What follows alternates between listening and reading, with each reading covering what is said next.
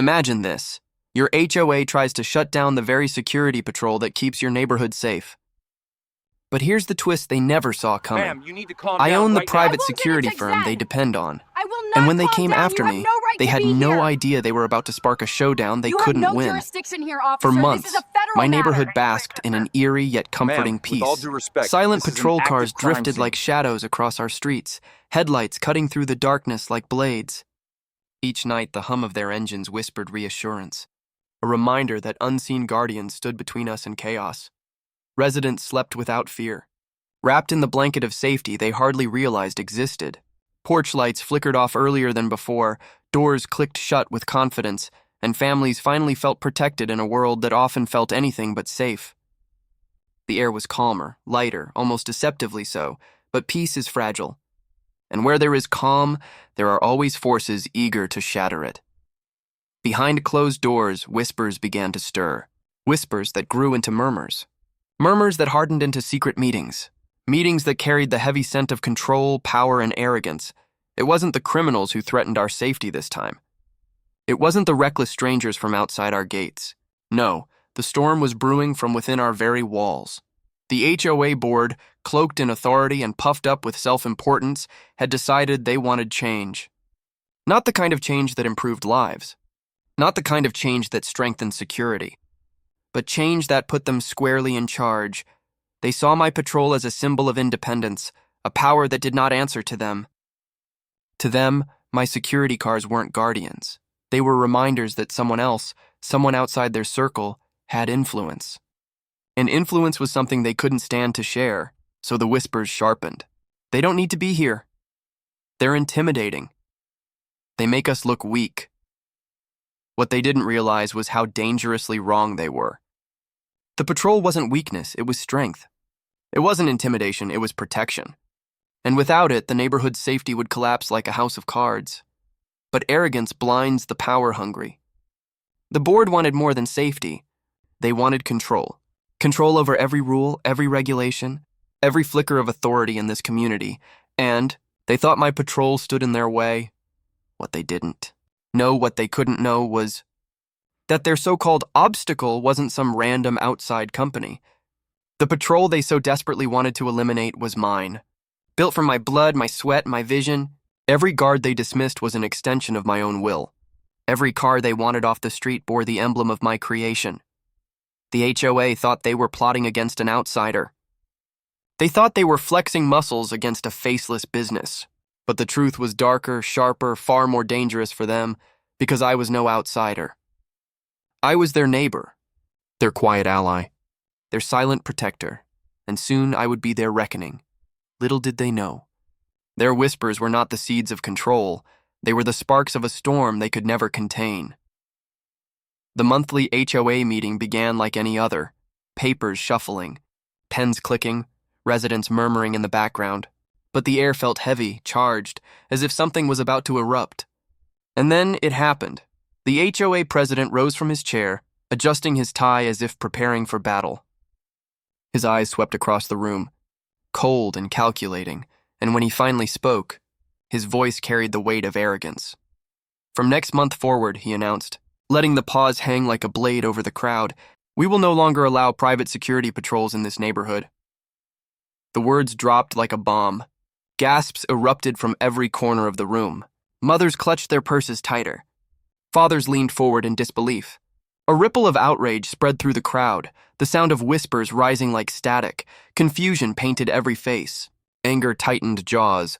Fear lingered in wide eyes. Why, people asked, why ban the very service that gave them safety at night? Why dismantle the invisible shield that had kept their children safe, their homes untouched, their streets clean of danger? The answer wasn't safety. The answer wasn't logic. The answer was simple and yet poisonous: ego and politics. The board wanted dominance.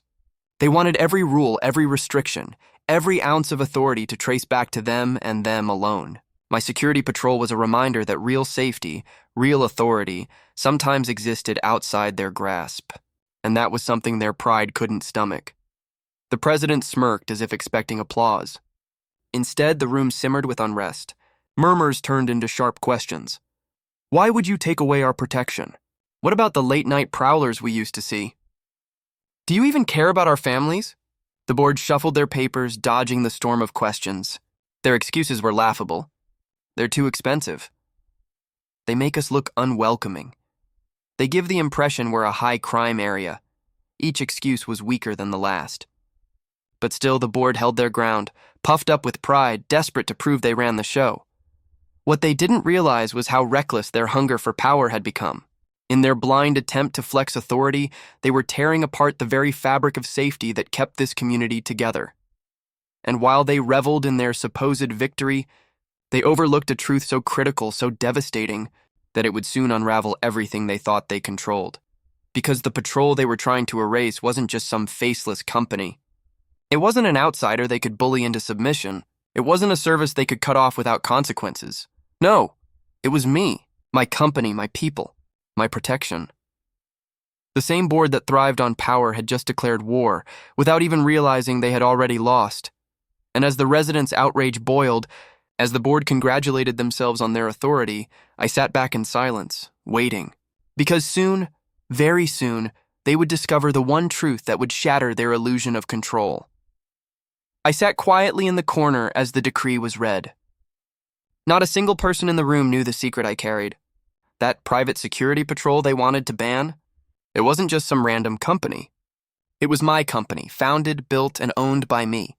The very guards they saw driving at night worked under my orders. And more importantly, the HOA itself had a contract with us for event security and emergency response. They depended on me more than they could ever admit. The next week, the HOA sent out a formal letter. All patrol services are hereby terminated effective immediately. I couldn't help but smile as I read it. They thought they were in control. They thought they could flex authority and I would roll over. What they didn't realize was that their entire safety net rested in my hands. Without my firm, there were no patrols. Without my firm, their precious neighborhood watch events had no backup. Without my firm, insurance premiums would skyrocket overnight. I called a special meeting and calmly introduced myself, not as a resident, but as the owner of the security firm. Mouths dropped. Eyes widened. The board froze in stunned silence. "You want to ban my patrols?" I asked with a calm, deliberate tone. "That's your choice. But just know, without my company, your events, your safety, and even your liability coverage collapse in an instant." Suddenly, the smug smiles vanished. Neighbors whispered, realizing the HOA had almost jeopardized their own security. The board's little power play had backfired spectacularly. By the end of that meeting, the vote to ban my patrol was reversed. Not only reversed, but the HOA agreed to extend our contract for another 3 years. The same president who had tried to cut me out was now forced to thank me publicly. Residents cheered, knowing their safety was secured and their neighborhood was in good hands. And me? I walked out of that meeting with a grin. The HOA had tried to ban my patrol, but they forgot one crucial fact. I own the firm they can't live without. And that's how the HOA's plan backfired in the most unexpected way. If you enjoyed this story, make sure to hit that like button. It really helps us out. Drop a comment below with your thoughts. I'd love to hear what you would have done in this situation. Don't forget to share this video with your friends who'd get a kick out of it. And of course, subscribe to this channel so you never miss more stories just like this one. Thanks for watching, and I'll see you in the next video.